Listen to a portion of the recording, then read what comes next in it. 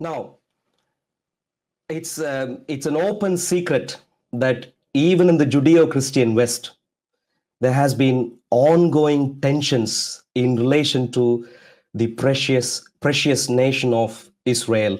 For anyone who is a Christian, we should be aware of the fact that Israel must be beloved to us, as the Bible clearly says, God's firstborn son, as a nation, and therefore a nation that we ought to be working to support, even if there was no other problem in the world. But interestingly and unfortunately, we are also aware of the fact that, going back to the times of the Second World War and a few centuries before that, Jews have been persecuted across the world. Jews have been one of the most oppressed, well-documented, most oppressed people group across the world. And so that's another important reason, from the sense of defending the defenseless, that we have to be wary of the idea of what is happening in Israel.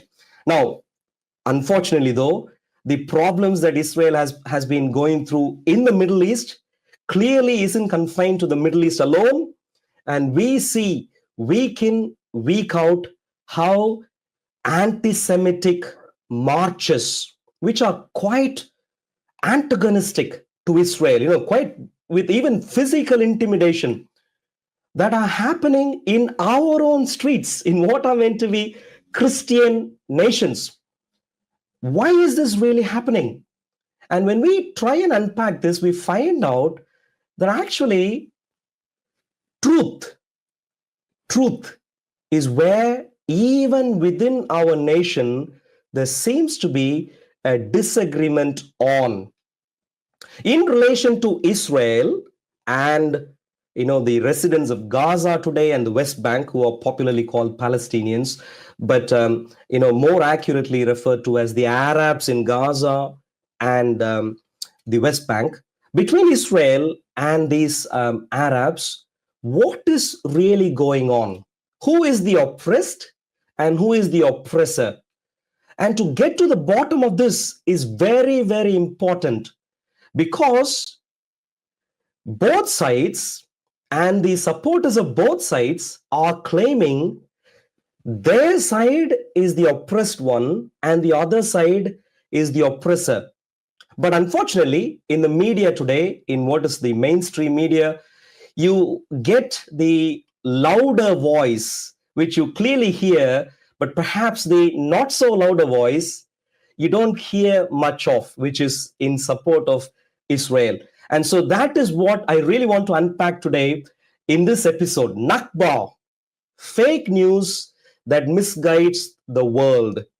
What is really the truth of the matter? Now, just to give you a brief introduction about this Nakba, essentially the entire sentiment, at least the feelings-based propaganda that is out in the mainstream media, is based on this idea that is propagated by the supporters of Gaza and West Bank, that the inhabitants of Gaza and West Bank have been oppressed by the nation of Israel. The term Nakba literally translates to catastrophe, that these people have gone through a significant catastrophe in 1948 at the formation of the nation of Israel, but also subsequently through the existence of the nation of Israel from 1948 till date, that somehow the nation of Israel have been oppressing the residents of Gaza and West Bank. That's the mainstream media's narration that you hear.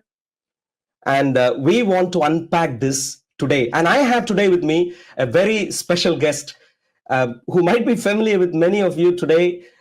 He is a friend of mine, an acquaintance from Speaker's Corner, Hyde Park, for quite a number of years.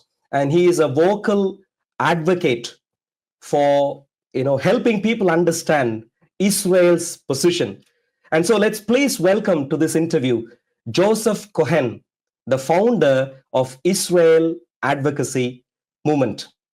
Hello, Joseph. It's wonderful to see you today. Of course, haven't seen you in a few months, but great to see you right now. How are you doing? It's a great honor to be here, Arul. Thank you. I do apologize. I need to do a minor change here. You haven't seen me for a while because I've been in Israel. I'm broadcasting from the holy city of Jerusalem, and it's a great honor to be on a show called The Light of the World, because the Jewish people, we are commanded to be an Or LaGoyim, a light unto the nations. So with help from Hashem, with help from God, I'll find words and be able to convey some of that light from Israel, from the holy city of Jerusalem. Absolutely. It's wonderful to have you, Joseph, and I wanted to send warm regards to you. And of course, since the time we actually arranged for this particular interview to having the interview today, of course, Syria has fallen, and I know Israel is in a state where it's going through some serious changes in relation to risks from neighboring countries. And I really want to send my wishes to Israel as a nation, and to all advocates, everyone who's supporting from all quarters, to really be encouraged, despite all the risks, that through God's grace, like you rightly said, through Hashem's grace, we could actually have Israel survive through and also flourish.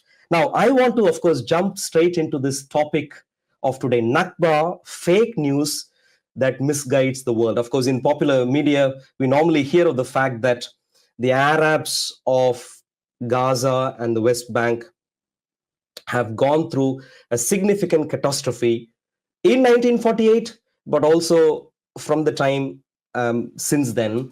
And I want to hear your thoughts. So what is your, broadly, to just set the context properly, what is your take on this? Did the Arabs go through a catastrophe in 1948, or do you see this in a very different light? Yes, they went through a catastrophe, but it's not the catastrophe that the West thinks. So when you listen to the battle cry of the Arab leaders in the 40s and 30s, it was very much a one of genocide. We are going to march on Jerusalem. We're going to pave the roads from Damascus to Al-Quds to Jerusalem with the skulls of Jews. Hajamin al-Husseini, the leader of the Palestinians at the time, declared, "Oh, my Muslim brothers, I declare a jihad. Slaughter the Jews, slaughter them all." And what happened was, upon the declaration of independence by Ben-Gurion, by the state of Israel, 5 Arab armies and internal militias launched a war of genocide against the Jews. And they failed. And they described that failure as a Nakba, as a catastrophe. What's since happened, as the world has forgotten what the Nakba was, and it's repackaged it and created a genocide or an ethnic cleansing that never happened. And they said this was the Nakba. The Nakba was that 750,000 Arabs were displaced from Palestine, but this was a complete fiction. There were a number of expulsions, but they were very small. The cities of Lod and Ramla, after fierce fighting, there were expulsions there. In total, Benny Morris, who's the leading historian on this subject, at least one of the leading historians, counted maybe 20,000 Arabs that were expelled, which is tiny in comparison to conflicts of that period. I mean, this is just years after World War II, when 6 million Jews were genocided. All the Germans that were living in certain areas of Poland were then transferred to Germany after the war. There were huge transfers. Pakistan, India, 1 million people transferred, huge genocides. None of this is referred to as a Nakba. Instead, the creation of the Jewish state with very, very, very small numbers of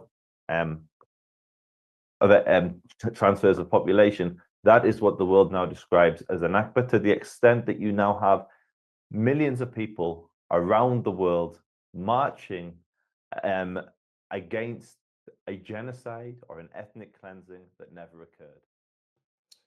Exactly.